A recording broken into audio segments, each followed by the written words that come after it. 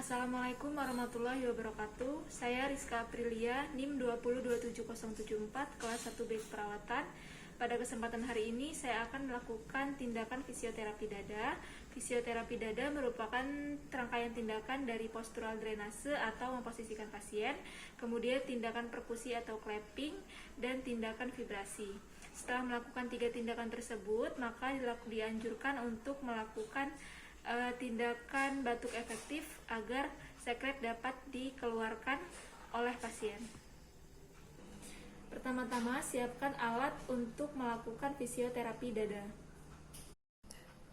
Adapun alat-alat yang digunakan yakni stetoskop untuk melakukan auskultasi pada dada pasien, kemudian ada handuk, lalu ada gelas yang berisi air hangat untuk membantu melancarkan dalam mengeluarkan sekret, kemudian ada bengkok, ada hand rub.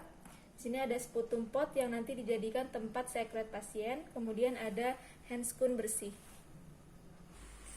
Baik, selamat pagi Ibu. Perkenalkan, saya perawat Rizka. Pada pagi hari ini saya akan melakukan tindakan fisioterapi dada. Fisioterapi dada ini tujuannya untuk melakukan pengeluaran sekret dari saluran pernapasan Ibu ya Bu ya. Jadi sebelumnya Ibu siapa namanya? Baik, dengan Ibu Siti ya Bu ya. Apakah Ibu masih susah dalam mengeluarkan sekret? Baik, kalau masih nanti saya bantu untuk mengeluarkan sekretnya ya Bu ya. Baik Bu, tindakan ini akan dilakukan sekitar 10-15 menit sesuai dengan prosedur keselamatan. Pertama-tama saya akan periksa gelang identitas Ibu dulu ya Bu ya, apakah sesuai dengan identitas Ibu. Baik, sudah sesuai, saya lakukan tindakannya sekarang ya Bu ya. Apakah Ibu bersedia? Baik, kalau bersedia saya siapkan alatnya dulu ya Bu ya. Yang pertama yang kita lakukan yakni mencuci tangan 6 langkah.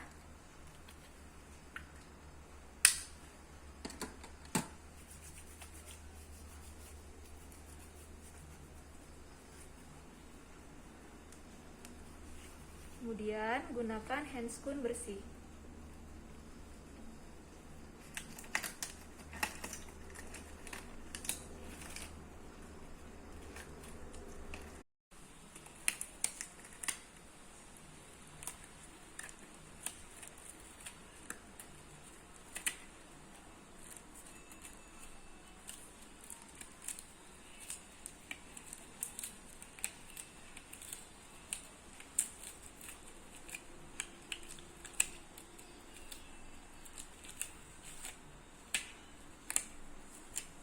Kemudian untuk menjaga privasi klien, tutup sampiran yang ada di samping klien. Baiklah, kita akan melakukan tindakan. Sebelum kita melakukan tindakan postural drainase atau memposisikan pasien, ada baiknya kita melakukan auskultasi terlebih dahulu. Tujuan dari auskultasi ini adalah untuk menentukan lokasi sekret yang berada di dalam saluran pernapasan pasien. Kemudian auskultasi dilakukan pada 6 lokasi di area dada pasien. Baiklah, 6 lokasi tersebut. Pertama, 1, 2, 2, 3, 4, 5, 6. Baiklah, setelah melakukan auskultasi, saya mengetahui bahwa lokasi sekret Ibu berada di bronkus apikal lobus anterior kanan dan kiri atas, yang mana terdapat di bagian atas ini. Nah, karena posisi sekret berada pada di atas ini, Ibu ya. Jadi posisikan pasien dengan cara duduk. Kemudian posisi pasien harus disesuaikan dengan lokasi sekret yang ada di saluran pernapasan pasien. Selanjutnya kita masuk ke tindakan yang kedua, yaitu perkusi atau clapping. Perkusi dilakukan dengan cara tangan kita membentuk seperti sebuah mangkuk seperti ini. Kemudian dilakukan dari bawah ke atas. Nah, beberapa hal yang harus diperhatikan saat melakukan perkusi. Pada bagian belakang kita tidak boleh mengenai tulang belakang. Jadi perkusi dilakukan di daerah pinggir sebelah kanan dan kiri di bagian dada belakang. Perkusi dilakukan selama 1-2 menit, yang mana dalam 1 menit terdapat 8 gerakan. Baiklah, sekarang kita lakukan tindakannya.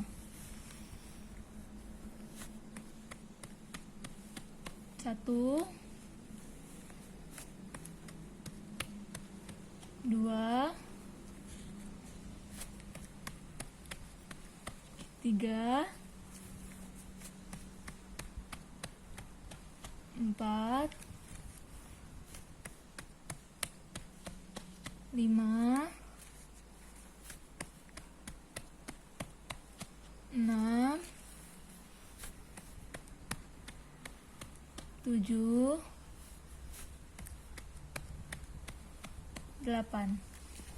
Tindakan perkusi tidak boleh dilakukan terlalu cepat, dan saat melakukan perkusi yang bergerak itu pergelangan tangan, bukan jari tangan kita. Setelah melakukan tindakan perkusi pada bagian dada belakang pasien, kemudian dianjurkan perkusi pada bagian dada depan pasien. Ada beberapa hal yang harus dilakukan sebelum melakukan perkusi pada dada depan pasien. Yang pertama, tidak boleh mengenai hepar, kemudian ginjal, dan juga sternum. Pada perempuan tidak boleh mengenai mame. Tindakan perkusi pada bagian dada depan dimulai dari arcus costae. Sebelum melakukan tindakan perkusi, tutupi dengan handuk supaya klien merasa nyaman. Kemudian tindakan perkusi dilakukan sama dengan bagian dada belakang, yakni 1-2 menit, di mana dalam 1 menit itu terdapat 8 gerakan. Baiklah, kita mulai tindakan pada bagian dada depan pasien. 1, 2, 3, 4, 5, 6, 7, 8. Selanjutnya masuk ke tindakan yang ketiga, yaitu vibrasi. Vibrasi dilakukan pada lokasi di mana sekret tersebut berada. Vibrasi dilakukan sebanyak 5 kali pada saat pasien melakukan ekspirasi ataupun membuang nafas. Pada saat melakukan tindakan vibrasi, kita meminta pasien untuk melakukan inspirasi atau nafas dalam, kemudian ekspirasi secara perlahan atau bisa disebut dengan teknik pursed lip breathing, di mana saat kita melakukan ekspirasi, bibir seperti menutup atau seperti bersiul. Kemudian saya akan mempraktikkan bagaimana caranya melakukan pursed lip breathing. Yang pertama, kita tarik nafas atau inspirasi, kemudian saat ekspirasi bibir kita menutup seperti bersiul.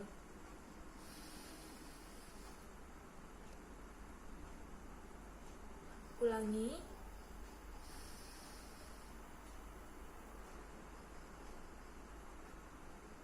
Jadi anjurkan pasien untuk melakukan pursed lip breathing. Kita lakukan vibrasi pada saat pasien melakukan ekspirasi atau pada saat membuang nafas. Baiklah Ibu, saya tadi sudah mencontohkan bagaimana caranya melakukan pursed lip breathing. Sekarang Ibu praktikkan. Nanti saya akan melakukan vibrasi pada saat Ibu melakukan ekspirasi atau pada saat Ibu melakukan pembuangan nafas Ibu ya. Ibu ambil nafas dalam, kemudian nanti saya akan melakukan tindakan vibrasi di bagian dada atas, bagian belakang ini ya Bu ya. Ambil nafas dalam. Ulangi Bu, ambil nafas dalam, kemudian keluarkan. Lakukan tindakan vibrasi ini selama 5 kali. Setelah melakukan tindakan vibrasi, langkah terakhir yang kita lakukan adalah batuk efektif, yang tujuannya untuk mengeluarkan sekret yang ada pada saluran pernafasan pasien. Teknik batuk efektif ini kita melakukan pernafasan diafragma, kemudian ditahan beberapa detik, lalu saat ekspirasi dihembuskan secara perlahan. Saya akan mempraktikkan bagaimana caranya batuk diafragma. Pertama, kita pegang satu tangan di dada, kemudian satu tangan lagi berada pada bagian perut. Kemudian kita lakukan inspirasi atau menarik nafas, dan kita rasakan nafas tersebut mengisi bagian dada.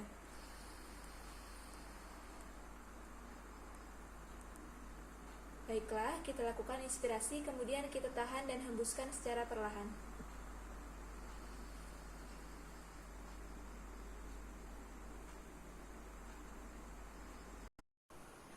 Pernafasan diafragma ini dilakukan sebanyak 2 kali. Yang kedua, kita minta pasien untuk batuk secara kuat. Di sini saya akan memegang sputum pot. yang sudah berisi cairan disinfektan. Sputum pot ini digunakan untuk tempat sekret pasien ketika akan melakukan batuk efektif.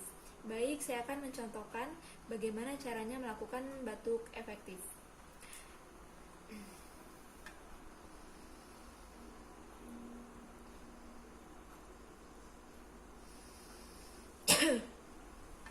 Diusahakan untuk batuknya sedikit agak kuat agar sekretnya bisa keluar dengan baik.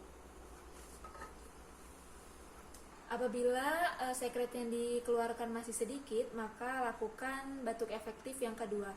Namun berikan waktu jeda terlebih dahulu. Pada saat waktu jeda itu kita memberikan minuman terhadap pasien, yakni air putih hangat kepada pasien, yang bertujuan agar nanti sekretnya itu sedikit encer agar nanti mudah untuk keluar.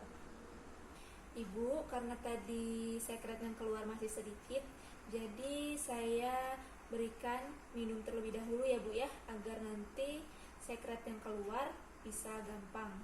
Ini nanti akan membantu mengencerkan sekret di saluran pernafasan Ibu. Untuk tindakan batuk efektif dilakukan maksimal hanya 2 kali, tidak boleh terlalu sering karena akan menyebabkan pasien tersebut hipoksia. Maaf Ibu, sudah selesai tindakan fisioterapinya. Apakah masih terasa sesak di bagian dada Ibu? Baik, sudah agak membaik ya Bu ya. Selanjutnya, lakukan evaluasi dengan melakukan tindakan auskultasi yang dilakukan di 6 lokasi seperti pada di awal tadi. Setelah saya lakukan auskultasi, saya dapati sekret di saluran pernafasan Ibu sudah berkurang ya Bu ya. Nanti apabila masih terasa sesak karena sekret, nanti akan kita lakukan fisioterapi dada di lain waktu. Nah, saya anjurkan Ibu untuk sering-sering minum air putih hangat ya Bu ya. Setelah evaluasi, bereskan alat, lalu lepaskan handscoon.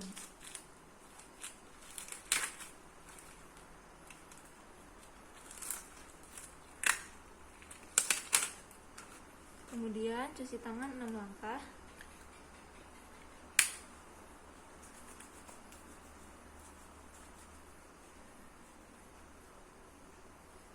Lalu lakukan dokumentasi keperawatan, yang mana dokumentasi keperawatan itu berisi lokasi dari sekret yang ada, lalu kemudian nafas pasien,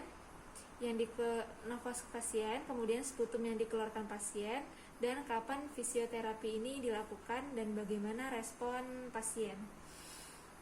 Tindakan terapi dada tidak boleh dilakukan pada pasien yang hipertensi, kemudian batuk darah, dan edema paru. Kemudian jika pasien masih tidak dapat mengeluarkan sekret, lakukan terapi nebulizer. Sekian praktik fisioterapi dada dari saya. Apabila ada kesalahan, saya mohon maaf. Saya akhiri. Wassalamualaikum warahmatullahi wabarakatuh.